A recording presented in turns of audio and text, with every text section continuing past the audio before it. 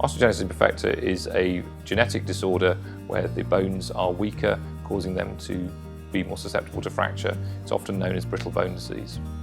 So osteogenesis imperfecta is a spectrum of disorders. It can be quite mild and not really cause any major problems at all, but for other patients it can be more severe, causing them to have multiple fractures, and this can end up affecting their mobility, and in some people they may even need to use a wheelchair. My OI affects me on an everyday basis. I've had to have my spine fused. There's a lot of secondary issues as well. I do need a lot more pain relief than many other people do. And it also affects my hearing. My arms are quite brittle compared to my legs because I have metal rods, which means I have to use a wheelchair constantly. Things make us often more tired. You might be seen as just being a bit lazy. It affects me kind of mentally because I don't know if I should blame my condition. OI doesn't stop at borders. It could be great if you're in Denmark.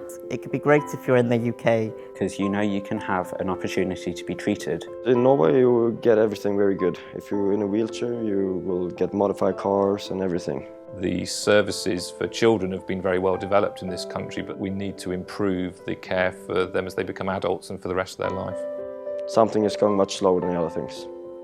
And it's different from countries to countries. The health system in the UK really good, I think, in many ways. In some ways, not. Not all doctors know about OI. It's really annoying sometimes that some doctors don't listen. Even though something might happen for one kind of person with OI, it might be different for me, and so they can't treat us all the same.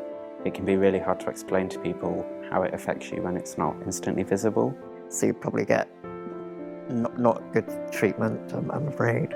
I have to go to a specialist centre if I want to get care. BBS are working closer with the OIFE to help improve prospects, but we still need to raise awareness across the board. All borders.